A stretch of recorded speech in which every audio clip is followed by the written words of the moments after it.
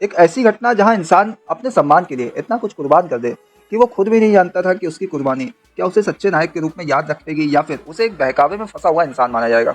सोचिए, अगर आपसे कहा जाए कि आपको अपनी पूरी जिंदगी की सबसे अहम चीज जो आपके अस्तित्व का हिस्सा हो उसे त्यागने का आदेश दिया जाए, तो क्या आप करेंगे? क्या आप उस आदेश को निभाएंगे?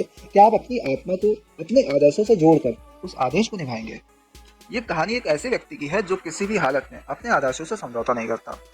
वो व्यक्ति कोई और नहीं बल्कि महाभारत के एक महान पात्र एकलव्य। अब सवाल उठता है कि एकलव्य ने सच में अपना अंगूठा आचार्य द्रोणाचार्य को दिया था? क्या वो अपने गुरु की आज्ञा का पालन करने के लिए इस हद तक चला गया था? आइए इस कहानी को विस्तार समझते हैं और देखते हैं कि क्या वास्तव में एकलव्य ने यह कदम उठाया था या फिर ये किसी और तरह की साजिश थी। महाभारत की कहानी में आचार्य द्रोणाचार्य का नाम बहुत सम्मान से लिया जाता था। वो एक महान शिक्षक थे जिन्होंने कौरवों और पांडवों को युद्ध की कला सिखाई थी। लेकिन इस पूरी घटना में एक दिलचस्प मोड़ आता है जब एकलव्य, जो एक आदिवासी युवक था, द्रोणाचार्य से शिक्षा प्राप्त करना चाहता था, लेकिन द्रोणाचार्य ने उसे अपने शिष्यों में स्थान नहीं दिया। वो चाहते थे कि केवल राजकुमारों को ही शिक्षा दें। फिर एकलव्य ने कुछ ऐसा कदम उठाया जो इतिहास में एक उदाहरण बन गया। क्या आपने कभी सोचा है कि अगर आप किसी से शिक्षा प्राप्त करने के लिए खुद को उस हद तक समर्पित कर दें तो क्या आप उसकी कीमत चुका पाएंगे? क्या आपको लगता है कि एकलव्य ने अपने अंगूठे को देने का निर्णय सोच समझ कर लिया था या फिर ये केवल एक पल की बात थी? हम आगे बढ़ते हैं और जानते हैं कि एकलव्य ने यह कदम क्यों उठाया। जब एकलव्य ने द्रोणाचार्य से शिक्षा की प्रार्थना की तो द्रोणाचार्य ने उसे अपने शिष्य के रूप में स्वीकार नहीं किया। लेकिन एकलव्य ने हार नहीं मानी। उसने जंगल में अकेले अभ्यास किया। उसने गुरु के चित्र को अपनी पूजा में शामिल किया और उनकी पूजा करके दिन रात अभ्यास करता रहा। उसके तप और लगन को देखकर वो जल्द ही धनुर्विद्या में एक माहिर बन गया।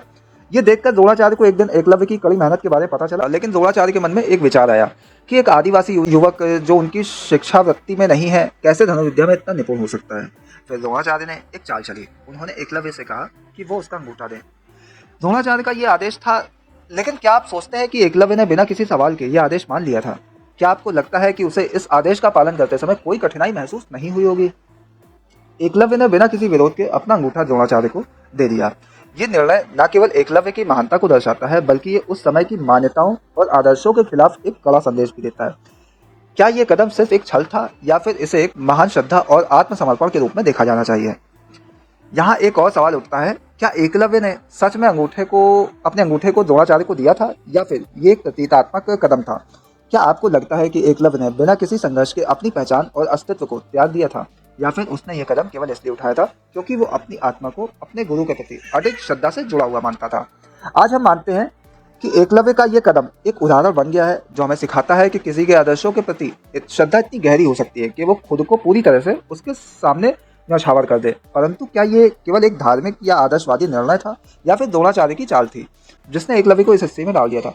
अब आपसे एक सवाल है, क्या आप सोचते हैं कि एकलव्य ने यह कदम स्वेच्छा से लिया था या फिर इसे एक प्रकार का धोखा कहा जा सकता है?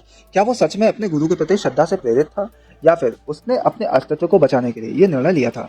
अपने विचार हमें कमेंट में जरूर बताएं। इस पूरी घटना के दौरान एक बात जो बहुत महत्वपूर्ण है वो ये है कि एकलव्य के अंदर इतनी गहरी आस्था थी। उसने अपने गुरु के सामने अपनी पूरी इच्छा को समर्पित कर दिया, ये जानते हुए भी कि वो उसे कभी भी स्वीकृति नहीं देंगे। लेकिन उसके भीतर एक सवाल हमेशा रहता, क्या उसने अपने अंगूठे को देने से पहले अपने अस्तित्व और आत्मसम्मान पर विचार किया था?